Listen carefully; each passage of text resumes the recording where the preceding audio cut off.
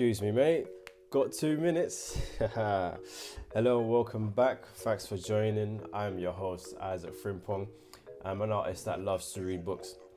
So, for those of you tuning in, please don't forget to like and to subscribe. Share this video with others who might be of interest. Tell a friend to tell a friend, and let's get into it. So today we're going to be looking at the concept of the making time to learn. We're looking at the concept of making time to learn, which is found in the book, The First 20 Hours, here on Better You in 2.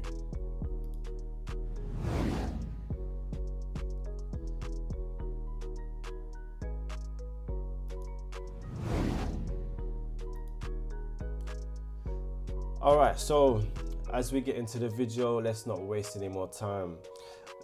As you know, I've been going through this book, The First 20 Hours by Josh Kaufman, and we're going to be looking at this concept, making time to learn, which is something that I found very profound. But before we get into that, I'm just going to reveal something that I saw in his book, and he mentions 10 major principles of rapid skill acquisition. And if we just put that up, the 10 principles of rapid skill acquisition are: number 1 is to choose a lovable project. Number 2 is to focus your energy on one skill at a time. Number 3 is to define your target performance level. Number 4 is to deconstruct the skill into sub-skills. Number 5 is to obtain critical tools.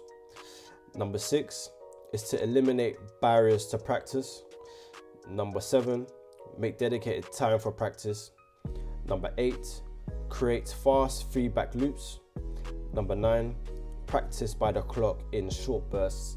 And number 10 is to emphasize quantity and speed. Now, I thought this was very interesting because again, the whole concept of the book, or the whole gist of the book, is you being able to learn a new skill in 20 hours. And it's a way for you to learn a skill. And as I mentioned before, it's not necessarily about mastery, but being competent in a new skill, and which may be of interest, which was definitely of interest to me. Now, I'm not going to go into each of the 10 points in any detail, but the ones that I want to focus on is number 6 and 7, which was, number 6 was to eliminate barriers of practice, and number 7 was to make dedicated time for practice.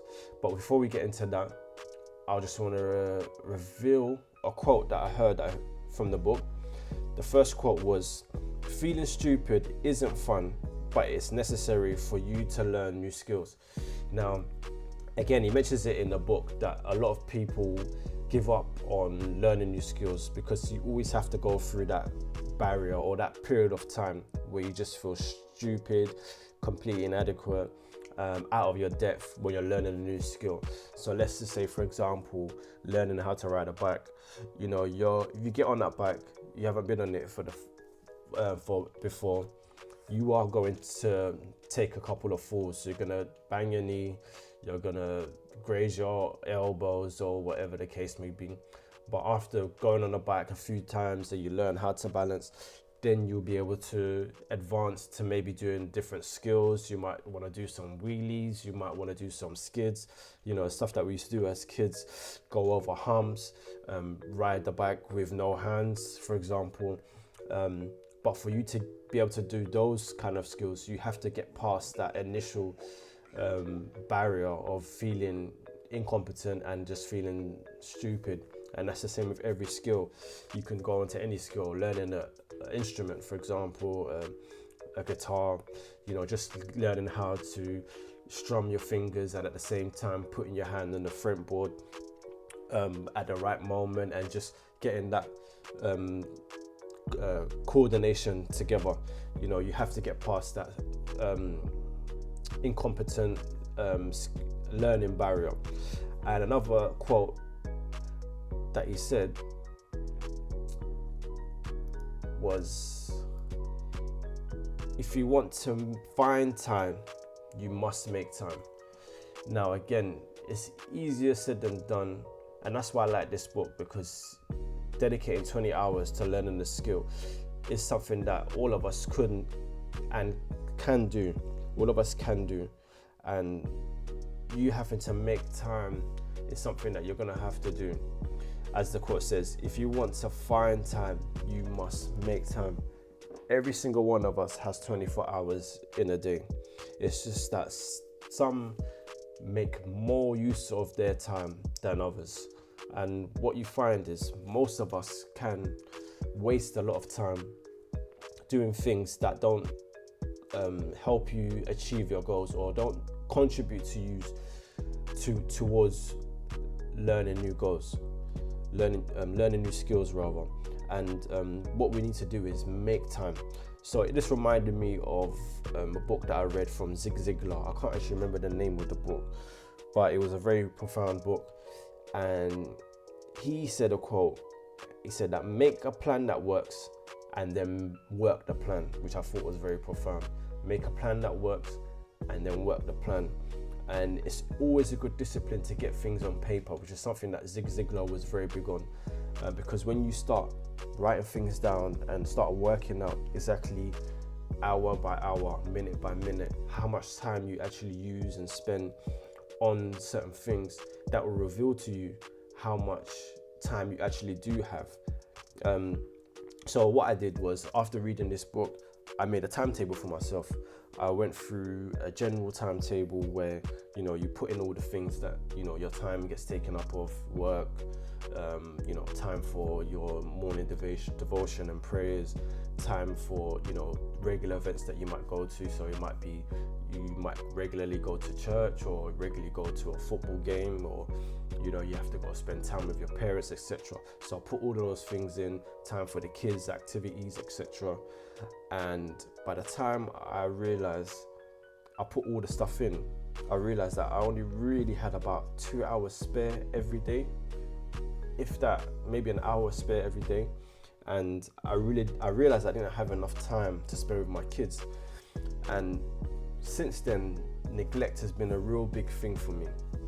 It's important that we do not neglect important areas of our life.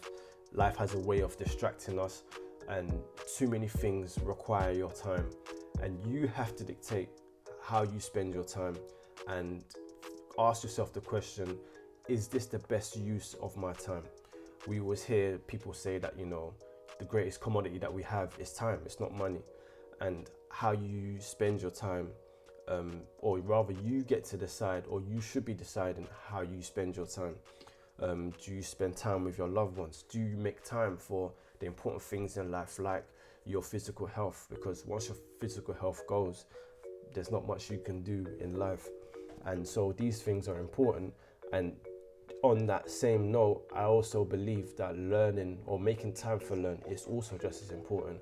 Again, as I mentioned before in a previous episode, if you don't make time to learn, there's people coming up behind you. To some extent, it could be a level of arrogance, because you might be saying or thinking to yourself, well, I know enough, when nobody knows enough, or nobody knows everything. There's always more things that you can learn. And just to keep up with how things are changing in our world and our society, you need to be dedicated to learning. So there's some important things like learning something new that we all need to focus on, and you have to dictate how your time is spent. So he mentions that when making your schedule, to remove low productive uses of time, and this is key. If you were to make a timetable for yourself, just be honest with yourself, or rather maybe on Monday start the week afresh, and just you go through your usual routine, and then actually jot down how you spent your time that week. And then when you actually sit down and look at it, you will realize that, maybe I've spent about 4 hours in a week watching Netflix series or something. And you have to ask yourself the question, is this a good use of my time? Maybe reduce that 4 hours into 1 hour. Dedicate 1 hour a week of that Netflix series, and then you'd have a spare 3 hours that you can use to learn a new skill, or even spend more time with family, or do something more productive. You also need to find the best environment to spend your time practicing that new skill. So again, it might be a thing where if you live in a household where there's multiple kids in there, you know, it's a busy household, very noisy, that might not be the best place for you to learn. Going back to the 10 principles of rapid skill acquisition, he said number 6 was eliminate barriers to practice. So this is very important. If your house is too noisy and it's too distracting, how about going to the library? Again, dedicated time, make that commitment for yourself. You owe it to yourself to make time to learn. You could say half an hour every day, Monday to Friday, say, I'm going to go to the library and dedicate this time to learn. Or maybe after work, maybe come home, work a little bit later, stay in the office that little bit later, spend that half an hour or an hour in the office, just so that you can have that extra bit of time to learn, so that when you come back home, you spend that time and be solely focused on spending that time with your family. And so again, it's very important and profound that we make time to learn. If you're not intentional with this, it's just not going to happen. That's the reality. You need to be very intentional how you spend your time. Don't allow anyone or anything to take time away from you, because once that time is spent, it never comes back. That's it. That's the difference between time and money. You know, we know that money is also very important in our lives, but if you lose money, you can always make money back. The time that you spent today, that time is never coming back again. Every day that goes by is a day closer to we will kick the bucket, as people say, with our time will be up. And you know, when you're lying on your deathbed looking back in your life, you're not going to be worried about how much money you earn. What you're more going to be concerned about is how well did you spend the time that I had? How well did I spend the time that I had? And for me personally, I decide to wake up at 4 a.m. 6 days a week. 4 a.m. I'm up. And the reason for that, again, is because I live in a busy household, wife, multiple kids, very busy. So as soon as they're up quite early, normally around 6:30. If I don't get the important things done before that time, the reality is I just don't get the time to do it. So that's my way of doing or finding time to learn, because the house is quiet and I'm also more focused at this time of day, so that I get the most important things done out of the way, and that way I can be more productive. But yes, anyway, thank you for tuning in. Another quick episode. We'll be moving on to another book in the next episode. Currently reading the biography of Tyson Fury, world champion boxer. Very interesting book so far, so be looking forward to sharing some insights that I've got from that book. But again, thanks for tuning in. Hopefully this has been a valuable episode for you and something that you can take away and something to think and ponder on. Make time to learn. It's very important. If you're not intentional with it, it's just not going to happen. So it's time for you to dictate how you spend your time, and don't allow anyone or anything just take time away, because once that time is spent, you can never get it back. Don't forget to like and subscribe, leave a comment.